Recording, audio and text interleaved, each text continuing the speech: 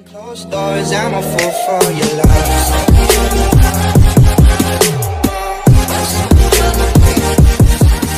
Good morning mga idol, panibagong araw, panibagong video na naman tayo. Ngayong araw ay pinuntahan ko ang bahay ng lola ko sa bukid, at nakita ko ang daming halaman at mga saging.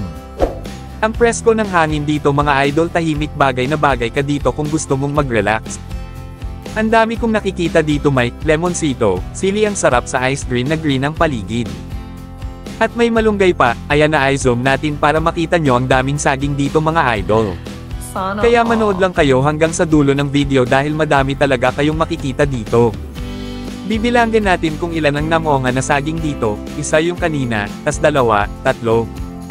Dito naman tayo sa gilid, baka meron pa.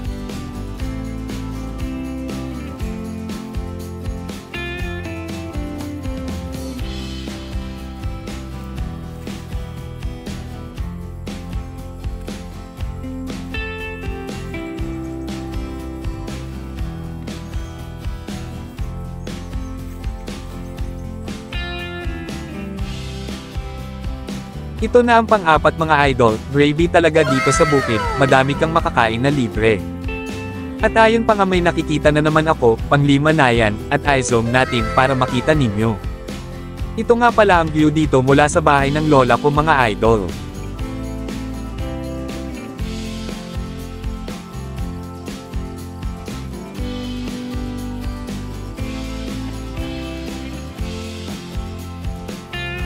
At meron pa nga akong nakikitang balimbing.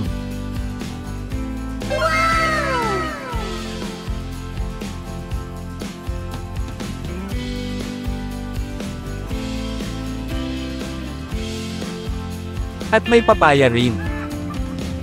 Meron pang kakao.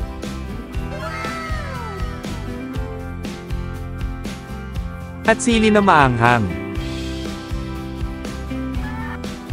At saka di magpapahuli ang mga bulaklak ng lola ko, na nakapatong sa nabuwal na puno ng nyog dahil sa bagyong Odette. At nakita ko may bunga pala ang kakao, at hinog pa, sayang kaso di ko maabot, mukbang sana ang mangyayari.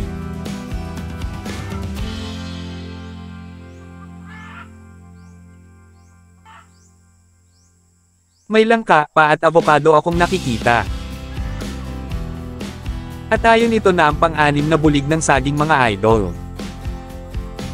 Puntahan natin dito sa likod at baka meron pa.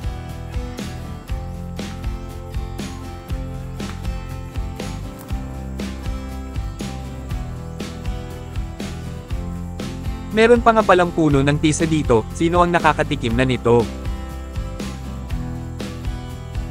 Ito na pang-pito, at pang-walo na bulig ng saging mga idol, madami pa siguro yan doon sa baba, kaso hanggang dito lang muna tayo, baka matuklo tayo ng ahas doon haha.